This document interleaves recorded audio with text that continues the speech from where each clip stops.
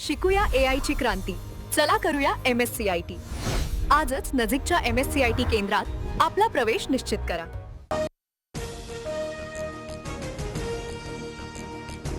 तपास यंत्रणेव्यतिरिक्त सीडीआर प्राप्त करून घेण्याचा अधिकार कोणालाही नाही. सीडीआर लीक कसा झाला याची चौकशी होईल. अंजली दमानी यांनी खरात प्रकरणी आरोप केल्यानंतर मुख्यमंत्री फडणवीसांचं भाष्य.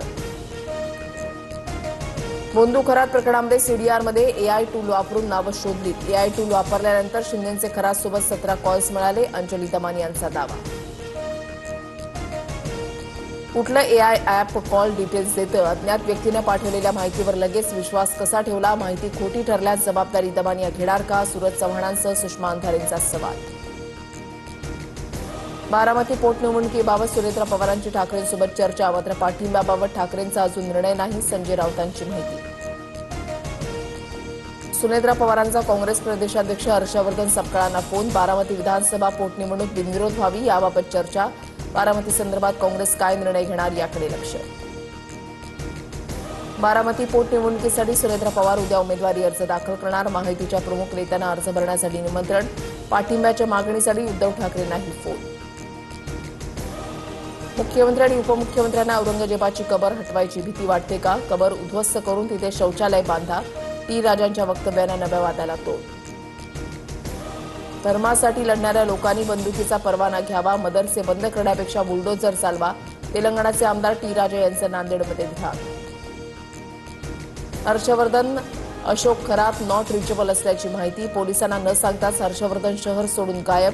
दुसरीकडे खरातच्या फरार पत्नीचाही पोलिसांकडून शोध सुरू. मुंबईतील एका पंचतारांकित हॉटेलमधून खरात हवाला रॅकेट चालवायचा. दिवसाला 25,000 रुपये भाडं असलेलं हॉटेल 365 दिवस बुक असायचं. सूत्रांची माहिती. हवालाचं दुबई कनेक्शन समोर येण्याची शक्यता. अत्याचारी बोंधू अशोक खरातवर एकूण 12 गुन्हे दाखल. एसआयटी तपासामध्ये रोज धक्कादायक खुलासे. खरातच्या संपत्तीची आणि गैरव्यवहारांची ईडी चौकशी केली जाईल. मुख्यमंत्री फडणवीसांचा इशारा. खरात प्रकरणातील पीडित महिला नैराश्यमध्ये. 8 ते 9 पीडित महिलांनी मानसोपचार तज्ज्ञांची भेट घेतल्याची सूत्रांची माहिती. एसआयटीकडून पीडित महिलांची अज्ञातस्थळी चौकशी. मंत्रालयामध्ये आणखी एका लाचखोर अधिकाऱ्याला एसीबीकडून अटक. अर्थ आणि नियोजन विभागातील विलास लाडला निधी मंजूर करण्यासाठी 6,37,000ची लाच घेताना रंगेहात पकडलं. जगाला युद्ध नको, बुद्ध हवा. कर्मकांडाच्या जाळ्यामध्ये न फसता बुद्धांचे विचार आचरणामध्ये आणा. ठाण्यातील 8व्या आंतरराष्ट्रीय बौद्ध धर्म परिषदेमधून उपमुख्यमंत्री शिंदेंचं आवाहन. बौद्ध रत्न पुरस्कारानं शिंदेंचा सन्मान. शेल इंडिया कंपनीकडून पेट्रोल डिझेलच्या दरामध्ये मोठी वाढ. शेल कंपनीचं पेट्रोल 7 रुपये 41 पैसे आणि डिझेल 25 रुपयांनी महागलं. पेट्रोलचा दर 119 तर डिझेलचा दर 123 रुपये प्रति लिटरवर.